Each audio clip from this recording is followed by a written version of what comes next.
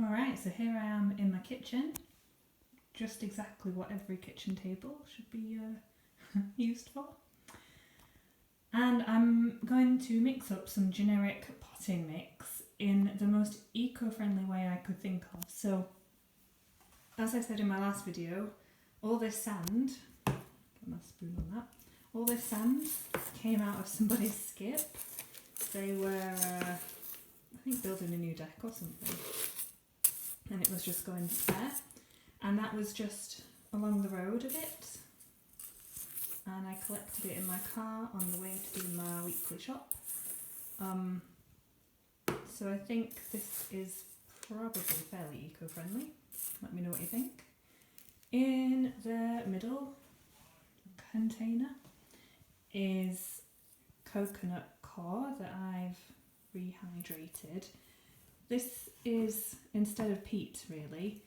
I had some seedlings that I've abandoned. So instead of peat, I think the idea is that it retains moisture really well, but it's pretty low on nutrients, so you have to replace that with something. But in terms of sustainability, eco-friendliness, it's pretty good because it's a byproduct of, well, the coconuts we eat. It's made out of their husks. When it's transported, it comes, or can come, in these great big blocks that are totally dry, so they're quite light. And the particular one I bought was wrapped in that like starch plastic stuff that's biodegradable. So compared to peat, I think it's pretty good. I'm sure most of you, or all of you probably know, but peat isn't really good to use because it's not a sustainable source of potting medium, or soil or whatever. It takes thousands of years to create peat. The peat that we have are habitats for wildlife, and if we keep digging it up to use in our plants and gardens, we're destroying a habitat, and it's a non-renewable source, so that's just not good. It is really good for our plants though, because it's so rich in nutrients and water retaining, but not so good for our environment. Oh, and that reminds me to say about the sand as well. Typically, or traditionally, people would use perlite and vermiculite to add drainage into their potting mix, which would be peat, typically or traditionally. I have chosen sand because vermiculite and perlite are mined, and if I think about all the resources that go into mining that, and as well as thinking about renewable sources of things, it's not so good. Now, I'm not saying that sand is ideal. This to me is ideal in this situation because it would have otherwise just be going into landfill, into the skip. So it's a kind of compromise. And then I've actually just come back from collecting this soil improver just up the road from where I live. Is a waste treatment waste treatment plant. And so each time our garden, in our case green bins, are emptied from all our garden and food waste, it's collected up and taken off to this plant where it's processed into this soil improver. So this is the contents of all our green bins, which I really like. I didn't realise there'd be particular upsides to living near a waste treatment plant, but having this on my doorstep is actually super good.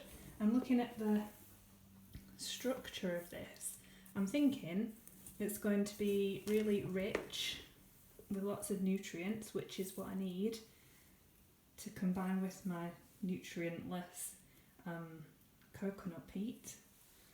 And it's got quite big bits in it, there's some stones and things, so I'm hoping it'll help add drainage as well and air into the soil. I've not used it before, this is a total experiment. So I'm going to give it a mix in. Now I don't really have an idea for ratios and things. I'm just going to put some in and see what it looks like and kind of eyeball what I think, and then use this for most of my plants. I have got an aloe I want to repot, so I might go slightly on the kind of sandier side. I'm not sure. I'm gonna mix it up and play it by ear.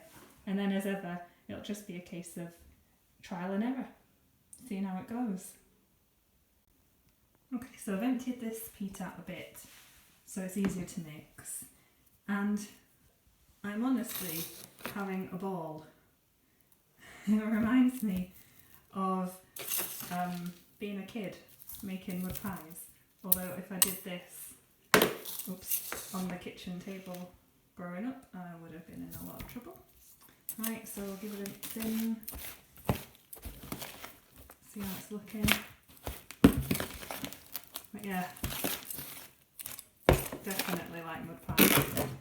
I would have always had to do it in the greenhouse, so, and even then, you know, it's a bit risky if I'd like tried to use a baking tray or something. Yeah, so I'm definitely having a good time with this. And already the sand seems to be improving the coconut peat. You know, thinking about it, there must be an even more local, better thing to use than even coconut peat. I mean, I would say it's not so bad because it is the byproduct of food production, but it's still a product that's come a long way. It's definitely needed processing, so I'm not sure.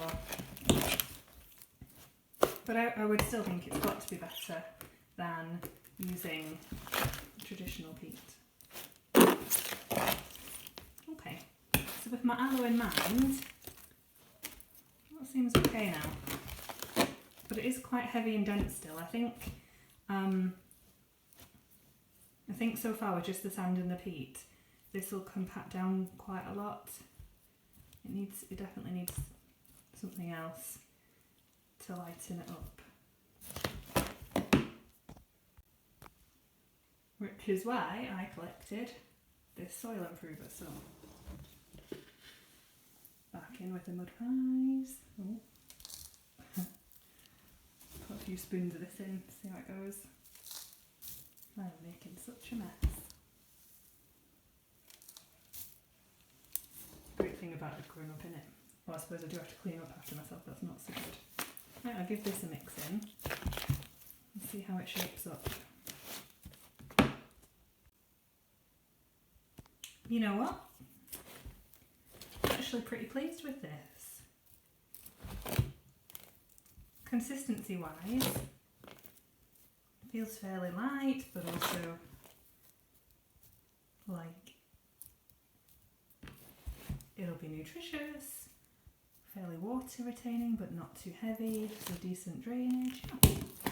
Quite excited to see how it goes for my plants. So next up I'm going to put my aloe in it. Now,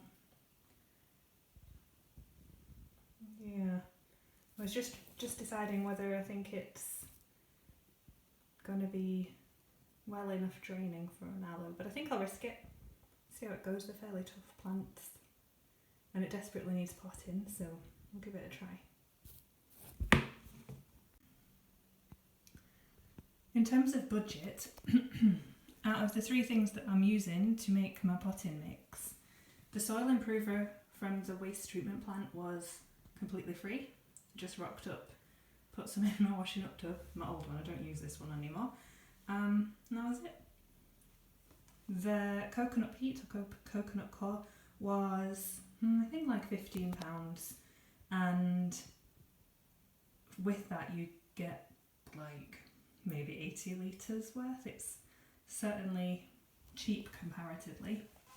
And then the sand was free, just took me a bit of time to go and get it, an effort, but that was it. So in terms of potting mix, and I've got some more over there, I've got absolutely loads left to use. It's really cheap. So I guess it's just a case of seeing if it works alright next. So here's the aloe that I need to repot. It's grown so big my sister gave me it last October. It was a pup from from her big aloe, and it only had a couple of leaves when I got it. Now it's absolutely massive. Seems really healthy. When I first got it, these little ones down here, you can see they're not too healthy now. I put it in direct sun and have since learnt that aloes, despite being succulents, don't really like that. This all turned a kind of purpley colour, so I moved it out of the sun and it turned back to green, and then since then has absolutely zoomed up. But also now, if I get it out of its pot, it's in a bit of a situation. Now, I'm not quite sure how I'm going to get this out of the pot. I prefer not to cut the pot if I can avoid it, but I might need to do that because I'm thinking its roots are more important. I don't know. I'll have a go and see. Well, that was actually super easy. The soil's really dry and it just came straight up. Doesn't seem to be any damage. And it's always good when you're repotting to have a really good look at the soil and see if you can spot any problems. You know, you're noticing anywhere is rotten, or turn it around, or are there any pests lurking down here? What's that? Don't know. In this case, really happy with it. It's got new roots just growing. Certainly got a lot going on here. I don't see any problems, pests. Good idea to get your nose in, see if it smells fusty or like it might be rotten, but this is so dry it seems unlikely. Okay. So I'm going to pot it into this terracotta pot. I like how they start to look all kind of, don't know what you'd describe this. Anyway, however you describe that, I like that look. I've not cleaned it out because I like to live dangerously. Looks like it's going to be actually quite a bit bigger than my plant currently. But with aloe, because they tend to be top heavy, I find a nice terracotta pot like this that you can plant it quite far down in so that its leaves rest on the sides, makes them more stable. So I'll have a go.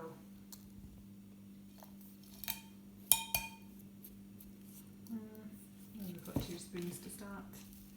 Yeah, I'm definitely liking the new potting mix. Alright, so it's going pretty well. I didn't disturb the roots or remove any of the old compost potting mix. I just added some more around it so I don't disturb the roots, and I am really pleased with this potting mix. It's gone in really well, I've given it some water, feels like the right kind of consistency, so we'll see how it goes. And I think it looks really cute in its new pot. Happy with that. I was really careful to make sure that the leaves are not too far down, that's not what I mean. That the potting mix doesn't come too far up the plant because I don't want it to cause rot at all. So I think it should be alright, but we'll see how it goes. And using the pot that the aloe just came out of, and the exact same potting mix I made for the aloe, I've just popped in some of these Christmas cactus cuttings that have been lying out for a while, so they're a bit floppy, to see if they like it in there too. And that is me done. Well, except for maybe clean up. Yeah, worst job of all.